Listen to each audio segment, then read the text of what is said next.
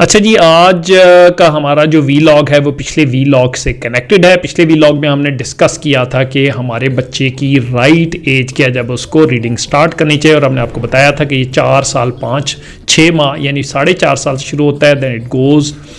और मुख्तलिफ बच्चों की मुख्तलिफ एबिलिटी होती है, कुछ 4 साल 8 माह में करते हैं, कुछ 4 साल 10 माह में, लेकिन 5 साल हमने आपको बताया थे रेड फ्लैग। अगर बच्चा 5 साल की उम्र तक ब्लेंड ना कर सके तो क्या करना है।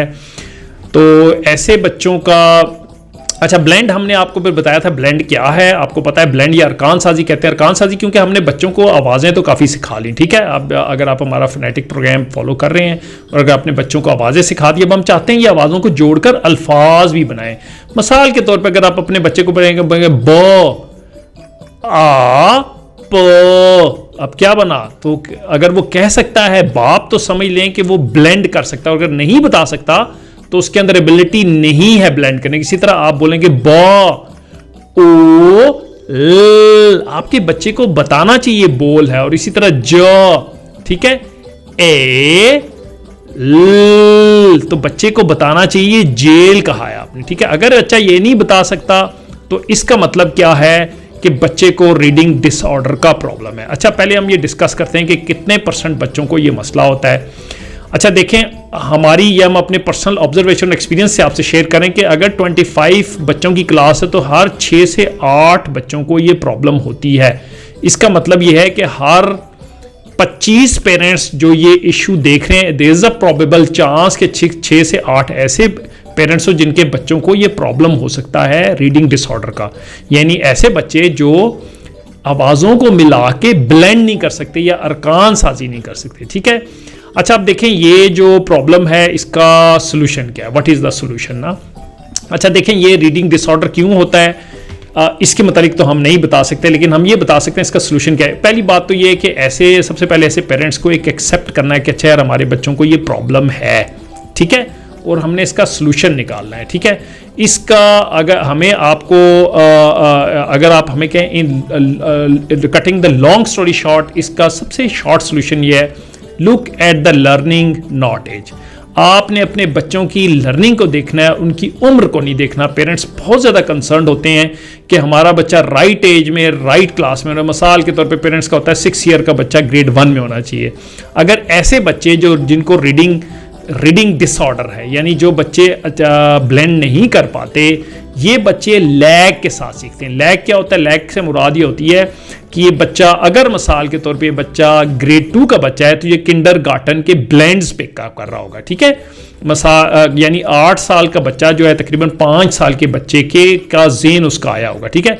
इसी तरह बहुत सारे ऐसे बच्चे होते हैं जो जिनको क्रॉनिक रीडिंग डिसऑर्डर होता है, वो ग्रेड 4 में होते हैं तो ग्रेड 1 या किंडरगार्टन के लेवल की चीज़ें पिक कर रहे होते हैं, ठीक है।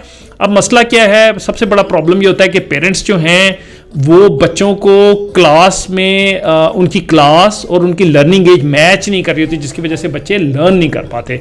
तो हम और बच्चे और पेरेंट्स से सोचते हैं शायद स्कूल में कोई प्रॉब्लम है या स्कूल सही नहीं पढ़ा रहा, और वो स्कूल भी चेंज कर रहे होते हैं कि अच्छा यार इस स्कूल में मसला होगा, किसी और स्कूल में है।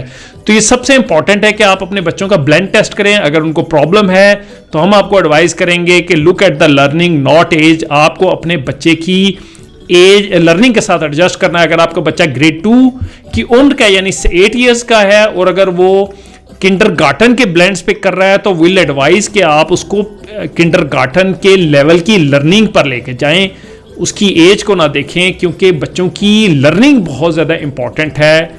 Learning is of extreme importance, not the age, ठीक है। तो हम आपको ये कहेंगे आप उनकी लर्निंग को देखें, एज को ना देखें। यही एडवाइस है। ये एक लैग के साथ है। लैग से मुराद होती है कि ये एक देरी के साथ सीखते हैं। इनकी एज में और इनकी लर्निंग में एक गैप होता है, ठीक है। एज आगे जा रही होती है और लर्निंग पीछे होती है। तो इसलिए हमारी एडवाइस आपको यही है कि आप बच्चों की लर्निंग ना देखें और इस प्रॉब्लम को आपने एक्सेप्ट करना है, ठीक है, आइडेंटिफाई करना है, एक्सेप्ट करना है। और ये हर क्लास में तकरीबन 8 से 10 बजे, अगर 25 बच्चों की क्लास है तो 8 से 10 तकरीबन, इसका मतलब है 100 में से तकरीबन 10% बच्चे ऐसे हैं जिनको ये प्रॉब्लम होती है, बल्कि 10% से भी ज़्यादा हो सकते हैं, ठीक है। कुछ को क्रॉनिक होती है, कुछ को माइल्ड होती है। माइल्ड तो उम्र के साथ ख़त्म हो जाती है, लेकिन जिनको क्रॉनिक होती है उनका फिर यही फाइनल सोल्यूशन ये, look at the learning not the age. Will advise to the parents कि आप उसी तरह एडजस्ट करें अपने बच्चों की लर्निंग को, ठीक है। And keep on doing this practice of blending with the sounds. आपने साउंड्स के साथ ब्लेंड करवाते रहना है, प्रैक्टिस करते रहनी है बच्चे, ठीक है, स्लोली एंड स्टेडली वो इसको, लेकिन रटा जो है इसका सोल्यूशन नहीं है।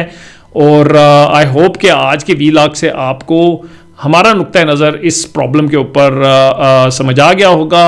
आपको कोई भी गाइडेंस चाहिए हो आप कमेंट्स में लिख सकते हैं, जिसके लिए हम आपको फीडबैक दे सकते हैं। शुक्रिया।